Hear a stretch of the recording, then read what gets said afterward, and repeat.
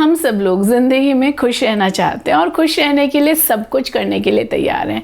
कहीं घूमना है, नई से नई जगह के एक्सपीरियंसेस लेना चाहते हैं, कोई मेहनत करके बहुत सारा पैसा कमाना चाहता है। एंड में हम चाहते क्या हैं? हम तो खुश रहना चाहते हैं ना। तो खुश रहने के लिए सब कुछ करने को तैयार है दुनिया, पावर, मनी, सब कुछ। लेकिन कभी कभी इस खुशी की चाहत में कुछ लोग कुछ गलत सी चीज़ों में भी पहुंच जाते हैं, जो कि ना उनके लिए सही है ना उनके करीबी लोगों के लिए सही है।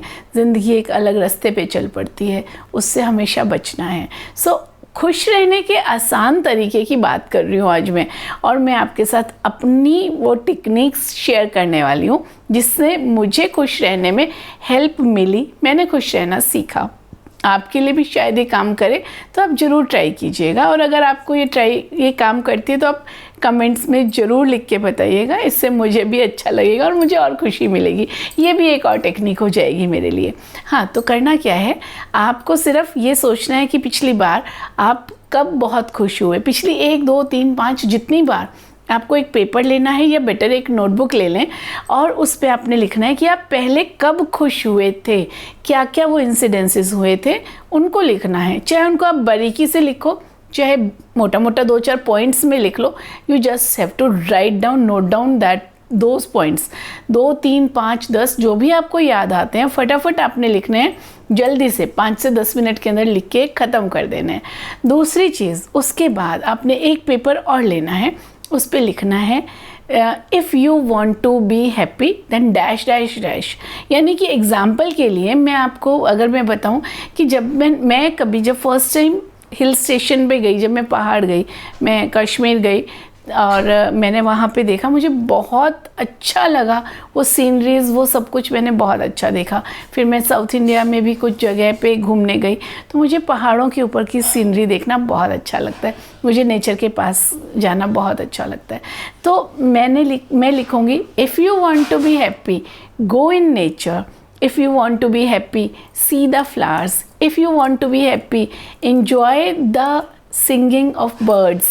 सो इस तरह से बहुत सारी चीज़ें हम लिख सकते हैं। सो आपको उस पेपर पे क्या लिखना है, आपको जिस वक्त आपने बहुत खुश हुए, if you want to be happy enjoy with your friends, if you want to be happy connect with nature, if you want to be happy clear the exam, put your hard work and clear the exam, work for your goals.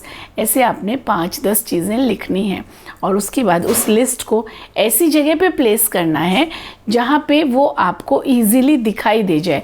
दिन में 3, 4, 5 बार आपको वो दिखाई दे जाए कि अगर आप क्या करते हैं और आप खुश हो रहे हैं।